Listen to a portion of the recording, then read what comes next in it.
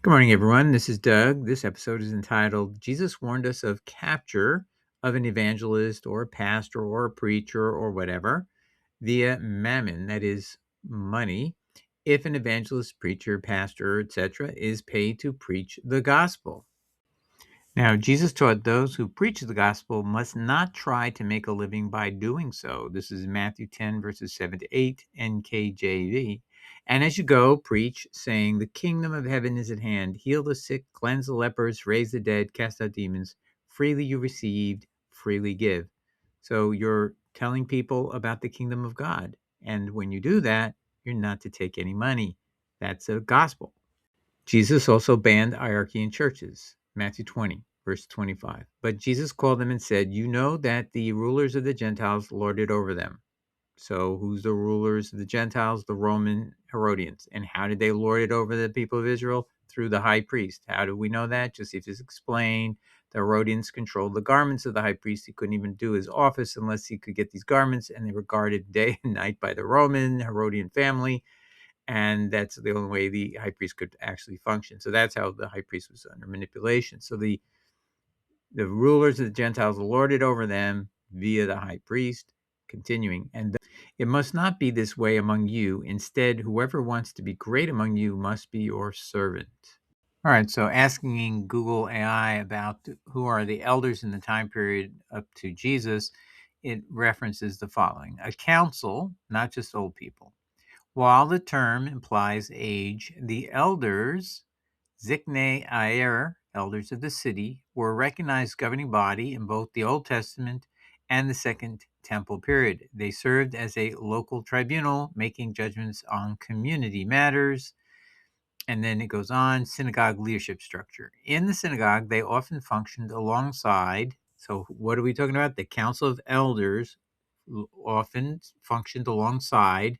That means it's not always true that there was these other hierarchical figures. So that's another thing to consider. So in some cases, there was an archysynagogos, and that was the ruler of the synagogue, or an archon, a community leader. They were a council of seniors rather than a formally elected board of directors. So therefore, how were they selected? By age, primarily. Now we can get a better understanding of what Jesus thought of a singular archon being in sometimes in some synagogues, not always, as we just saw. He would be opposed to that. You don't want to have a singular ruler, a priest, or a figure of central attention in a congregation. You want to have a diffuse group of people, usually determined by their age or some sort of seniority, but not by simply giving a small clique some power. Rather, you want to distribute authority in a diffuse way. So this is what I wanted to point out is in Matthew 20:25, Jesus actually uses in the Greek the word archon, the very thing he says not to have any here in this passage is not have a singular ruler, an archon. So let's read this now. Uh, it's always a good idea to take a look at Mount C reverse interlinear in New Testament when you want to kind of know what a passage means, and you can see the underlying words. Matthew 20, verse 25. But Jesus called them to him and said, you know that the rulers, look at the word below that, archon. You know that the rulers, the archon of the ethnos, of the Gentiles, of the nations, katakurio, they lord it, they try to manipulate over them. So that we don't want to have a singular ruler in a church, a singular pastor, a singular person who directs everything. You want to have a diffuse group of people, and they shouldn't be selected based on theological viewpoints. In fact, it's not right. It's to be diffuse, meaning everybody gets to contribute. Everybody helps make a direction of that group, so they are united in their function. And so, and this way, you don't have a leader, a singular leader, or a clique operating over the group. That's the idea Jesus is coming up with. So Jesus says, it will not be so among you, but whoever would be great among you must be your servant. So therefore, the megas, remember he was saying here, the leaders, if you look at the word leaders, underneath that it says megas, which means great ones. So when Jesus says, but whoever would be great, look at the word underneath that. It's megas again. So whoever would be a great one among you will be the one who is a servant. So in other words, everybody serves humbly, nobody takes control. The group acts as a unit instead of in singular authority. That was his principle. By Jesus banning hierarchical structure in Matthew 20 and banning pay for evangelists in Matthew 10, Jesus intended to prevent monopolizing the gospel message by just a few ideologically minded elders. Now, that's not to say that Jesus is allowing people to have different points of view on what is the weight of salvation. He is our sole teacher. He's our sole pastor. He's the Messiah. He's the prophet of Deuteronomy 18, according to Acts 3, 23, 24. I mean, so he's the central focus of everything we should be teaching, but this decision of how that's done is diffused. In other words, the gospel cannot be co-opted by a group that's a clique. Okay, that's what he's preventing. Now, this mirrored how synagogues generally worked in the first century, as we've already seen. You can have a singular archon, but this was not necessarily so. Some places did have it and some didn't. And he's saying, no, don't ever do that anymore. In other words, if you've been in a synagogue that allows that, don't do that. Keep your authority level diffuse. Doesn't mean people can't singularly talk. Obviously, it's necessary to do that. But there has to be a give and take between everybody, and everybody listens to everybody else. That's how you work. But the context is in a system where you believe that Yeshua is the Messiah. That means he's the anointed king of Israel, even if Israel is technically not a kingdom on earth anymore, but it still would be a kingdom in heaven. And so we are literally occupants of that, and we just are living in this world for the moment. And so that's what he was teaching us on this earth to protect his gospel. He didn't want hierarchy. He didn't want pay for evangelists, and this would prevent any kind of ideologically minded elders to block out what he's teaching to prevent and put something else in place than he taught. So let's dig a little deeper into what the elder group would be in the typical synagogue in the time of Christ. Definition of elder, zaken. The term elder, zaken, referred to men of advanced age and crucially high social standing, maturity, and wisdom. They were considered the wise and were not merely elderly, but generally those old enough to have a full beard. So generally, the real traditional view is you had to have the ability to grow a beard. You had to be about 30 years old. That's when you can grow a full beard. And you had that, therefore, from that criteria, we could determine you're deemed mature. It wasn't about selecting out a group of people who would be a clique. That's the whole point. It's distributed and it's non-hierarchical. And next topic here was representation versus election. Elders were typically heads of households or clans. Their authority was derived from their seniority and status within their families, representing their kin in local affairs.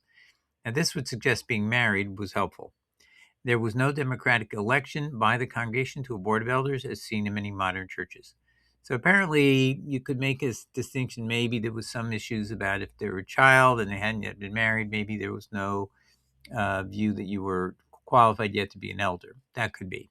But anyway, let's take a look about women being elders, because that's something that's ignored, or at least pretended that they didn't know that was true.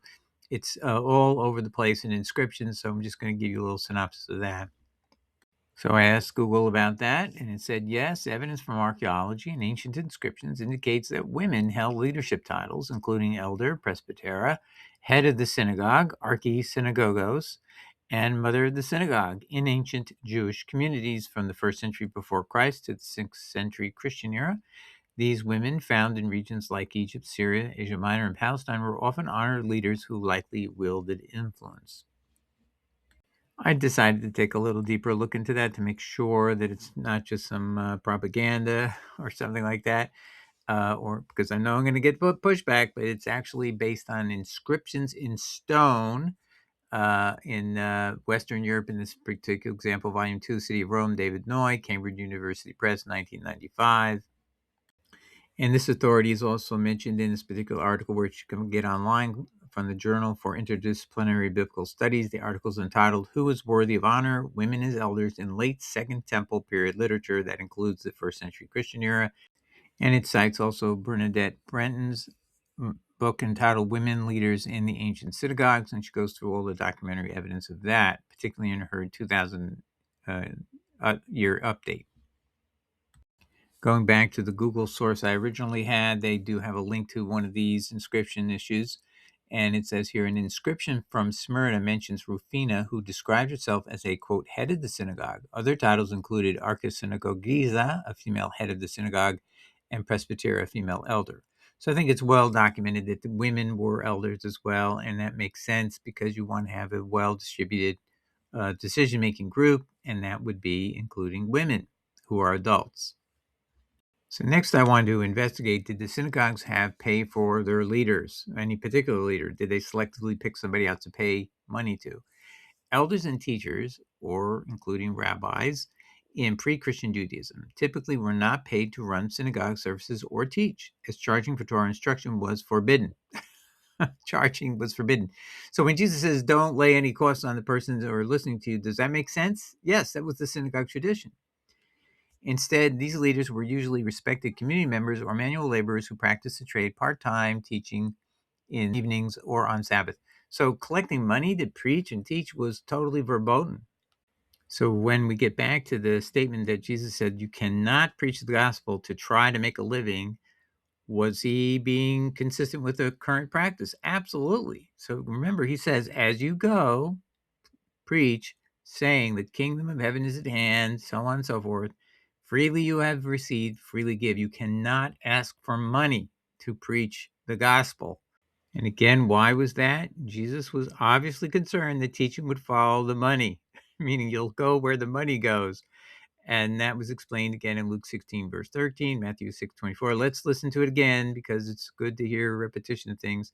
No servant can serve two masters, for either he will hate the one and love the other, or else he will be loyal to the one and despise the other. Now listen to how he carries this home, hammers it home. You cannot serve God and mammon. So if you're seeking to pursue mammon, and that means you are going to be loyal to the one who's holding the money. But if you cannot be bought off, you're being loyal to the truth. Now, regretfully, and without my intending, I found Paul contradicts this message, just so you know. However, Paul disregarded this sound practice not only in Judaism, but also in Jesus' teaching, even audaciously claiming Jesus said the opposite. Wait till you see this. And again, I wasn't trying to find this verse. I didn't start with this verse. But that's how it keeps happening. You keep tripping over Paul when you're trying to study a topic. Paul in 1 Corinthians 9, verse 14, claims Jesus said the exact opposite of what it says Jesus actually said in the Gospels. Paul says this in 1 Corinthians 9:14. In the same way, the Lord, meaning Jesus obviously, commanded those who proclaim the gospel to receive their living by the gospel. No, he said, no, you're not allowed to make a living by the gospel. You cannot take anything you freely received, you must freely give. Well, how much did this guy ever spend any time to learn from the apostles? Oh yeah, he said, I didn't want to go talk to the apostles and learn anything about their Jesus. I just wanted to talk to my Jesus and from in the heavens and so on. That's in Galatians 2, by the way, in case you want to know. There he was trying to make it clear why he didn't need the 12. He didn't care what they would say, and he emphasized how little he ever got from them. He didn't go see them after his Damascus Road thing. He basically said he bypassed them for 3 years and then finally went to saw Peter in a 2-week period, but he was emphasizing how brief that contact was. And then he said, and I went away for 14 years, 17 years. I didn't get anything from them. That's what he was emphasizing. And now I'm on my own. And this is how he justifies why he doesn't depend upon their approval, and he doesn't care about their approval anymore. And he then starts to insult them in Galatians about being super apostles and so on and so forth. So he's emphasizing how little contact he had with them, but yet he dares to put words in the mouth of Jesus and not know that this is opposite of what he said. It's amazing what this guy could do, and that we tolerate this and that we don't pay attention and we don't look and compare. And here I am after years of studying. I'm telling you the honest truth. I had not seen this verse ever for 20 years because I wasn't paying attention to this particular verse ever before. I wasn't studying the issue about pay until, this concentrated effort today, and it just pops up. This is what I mean, my friends. Paul will continue to surprise you no matter what, to contradict Jesus, even when you least suspect he would contradict him. So I'm going to have to interrupt this episode with an announcement that This is contradiction number 46 by Paul of Jesus. Our video URL list of Paul's Contradictions of Jesus will be in the notes to the description of this video. So instead of Paul's patriarchal principle, meaning where just a few select people, men in particular alone, run things, instead of a broad spectrum, including men and women at an elder level, Jesus banned pay for preaching the gospel. Paul allows pay for preaching the gospel. And even though it was synagogue practice not to have pay for people who were teaching, to be paid for teaching at a synagogue for centuries before Jesus even. And then Jesus is saying by doing so, this will therefore block people serving of a principle of Mammon, meaning whoever has the money, they're going to go and teach a teaching that will be suitable to the money interest, those who want money.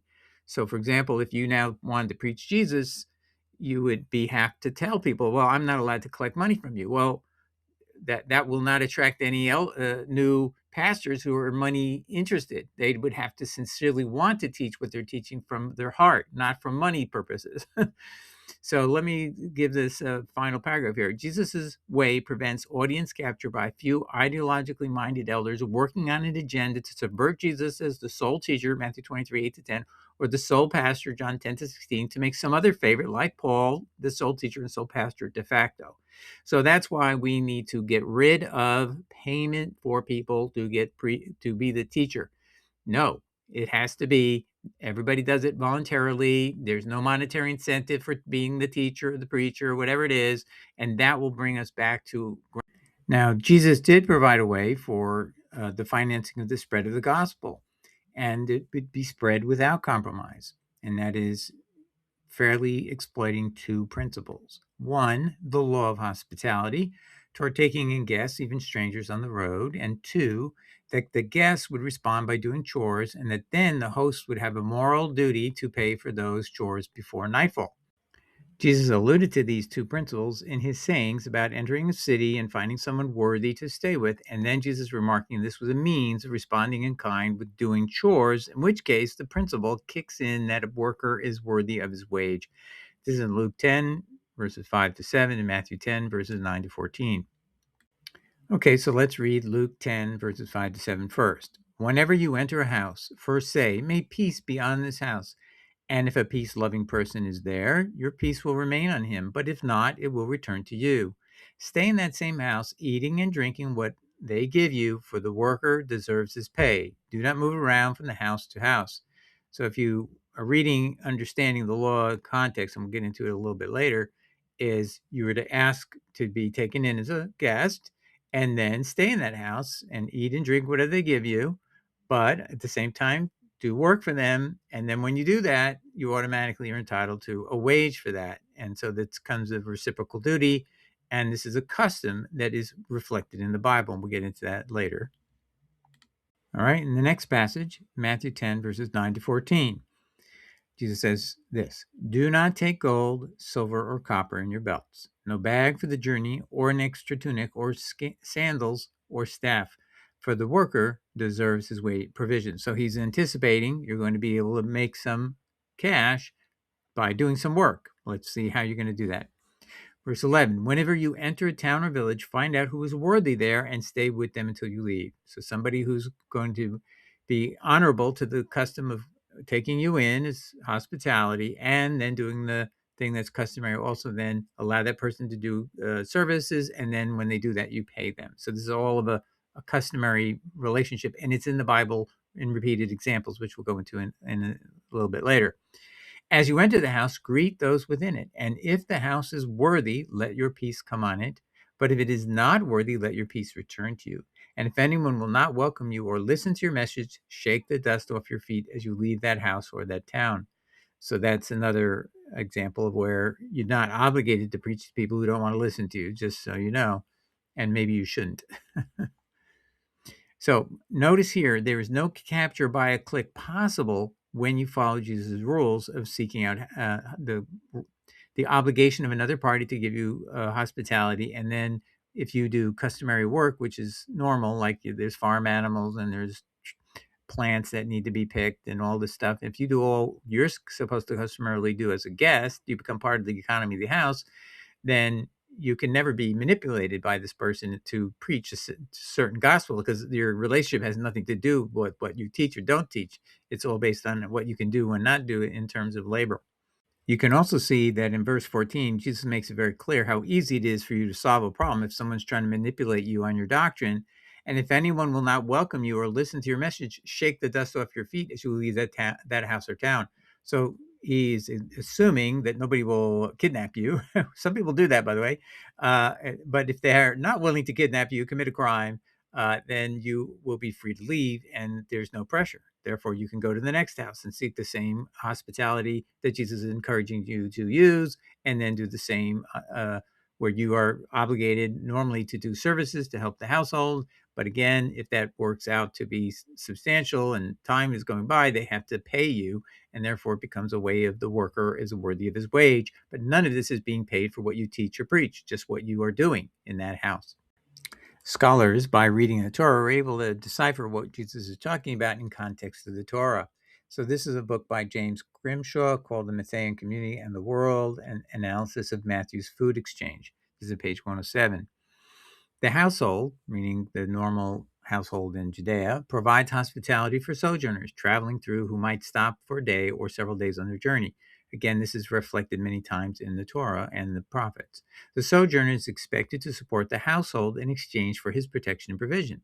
So you're already in this situation where you're supposed to take care of the household to the extent you can. Then it continues. That support, Grimshaw writes, may have been in the form of a hired laborer. So then you might end up having to do work that's qualified to be what you would hire someone to do. As a sojourner labors for the household, so they may become part of the household economy. In return for their labor, they receive wages and also share in the produce of this sabbatical year. That's in Leviticus 25, verse 6, as well as receive foodstuffs as part of the household economy. The sojourner turned laborer has the right to gleanings. Now, sojourner means a Gentile, by the way, a person who's not a child of Israel. The sojourner turned laborer has the right to gleanings. So that's the edges of the fields, either those of the field or the vine. Leviticus 19, verse 10, 23, chapter 23, verse 22, Deuteronomy 24, verses 19 to 21. So this is a very good explanation why the sojourner, the person who's traveling through, is always taken care of through the rule of hospitality and can reciprocate and then get paid and be worthy of a wage. That's all Jesus is talking about, and that's what is a way you immunize yourself from being somebody trying to control you through a clique of elders or so on to teach a different doctrine than Jesus is teaching. All right, so now what happened? So the church was functioning very well under these principles without interference, even with Paul's own remarks that you could get paid money for that. In fact, one of the famous doctrines of that era is that if a prophet stayed more than 2 days and started asking for money, you had to kick him out. So that's in the Didache. Anyway, so the whole doctrines of Paul, all of that, you are not aware of this, but Paul disappears. Once he dies in about 67 AD, nobody talks about him for another 100 almost 100 years. And he starts coming back with 140 AD in the heretic movement of Marcion, that Paul is the only apostle. The 12 are living in Sheol with God, Yahweh, as a demiurge, a condemnable God, an evil God, and there's only a good God in heaven with Jesus, and that's Jesus and the Father. So anyway,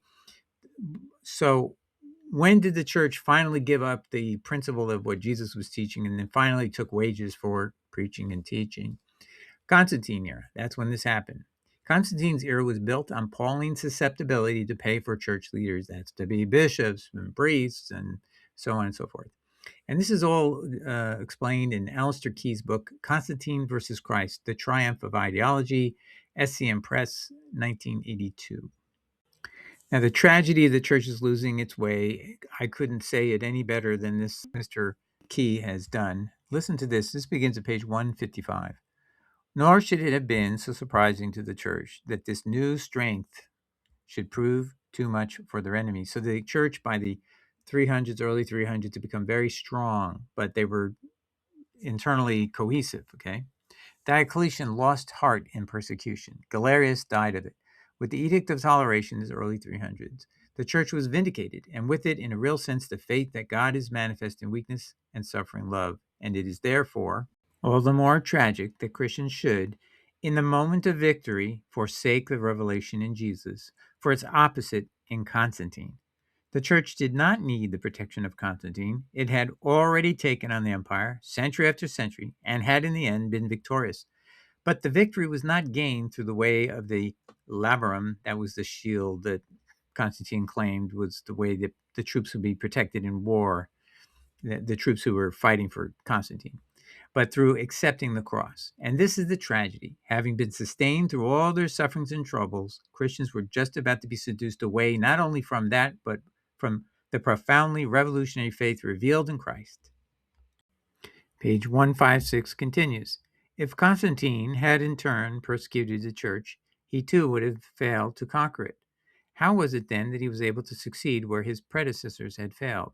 How was it that by a little kindness, a word of praise here, a grant to build a new church there, he was able to induce the church to forsake what they could not be made to forsake under the threat of torture or death? The emperor offered so much beyond the dreams of Christians recently under the constant threat. He offered, in effect, at least a share in the kingdom of the world. When Satan is seen to offer such rewards, the temptation is rejected. When one comes professing to be a follower of the one God, then his offer is accepted. Pause. What is Paul all about? God is allowing a test. He's allowed a test of Constantine on that generation. He allowed Paul as a test of you today. Somebody who says, I'm a follower of God, but I'm going to tell you all these apostate things that you don't have to do anything righteous. You're just going to be saved by believing in some facts about the death, burial, and resurrection of Jesus, 1 Corinthians 15:1-4. Same thing, being seduced by something that under pain of death, you would never give up the message of Jesus Christ. But now it's offered to you by somebody you think is a friend, an ally who believes in the one true God, but not really. But that's a different story. But the story of Paul is all about somebody who thinks like us. He's a one of us. No, he isn't. As we'll see, as we've shown many times. Let's resume from the end. When one comes professing to be a follower of the one God, then his offer is accepted. Or were they in fact one and the same? In other words, was Constantine really one and the same with the one true God that we believe in? What a small price to pay. In this sign, conquer. What a stroke of genius. That was how Constantine said it. I was told by Christ, in this sign, you'll conquer, you'll win this battle in war. It continues, what a stroke of genius to lead them in such thankful festival, like a Pied Piper whose gifts turned their gaze from the Christ and caused them, like Peter, to sink. The policy of successive pagan emperors had failed. They had tried to dam the river and it had engulfed them. What genius to reverse the policy and purporting to assist the river in its course, actually to divert it along a newly prepared route. And so the emperor had his way by insisting that they had their way. Where now the steadfastness, if necessary, unto death? They could trust him, could they not, this friend of God? And once again, the Son of Man was betrayed with a kiss. So here is the summary of this particular book key in the big picture. So at pages 156 to 159 and 164, this is what you'll read. Chapter 12, The New Imperial Cult. This chapter describes the conquest of the church by the state. Conquest by kindness is the topic. Constantine conquered the church not by persecution, but by patronage. By accepting, that means money.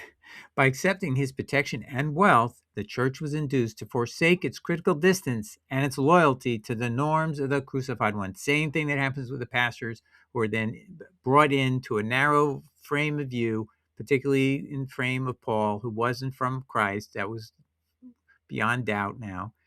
And that's how we fell into this pit. This is the pages 156 to 157. Transformation. Christianity was transformed into the new imperial cult. The church began to imitate the state in structure, with bishops acting as civil servants and adopting the trappings of power, palaces, robes, authority, etc., etc.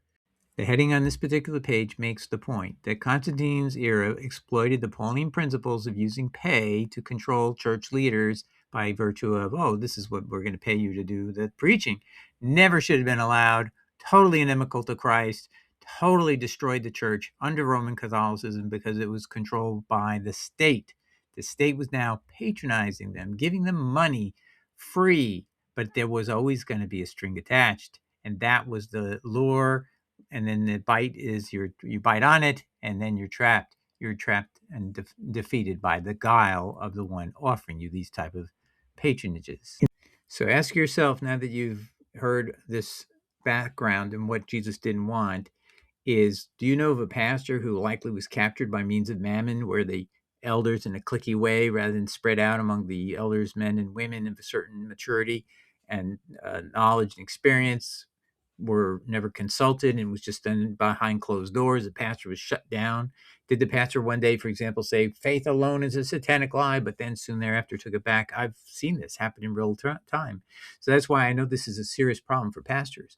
If you have any examples of this, please let me know. And if you have a aspect of it on the internet, you can share with me, let me know, and I'll review it. And I'll see if I can make this a presentation, because I think we need to help pastors be strengthened and realize, stop working in a system where you're dependent on the people paying you a salary.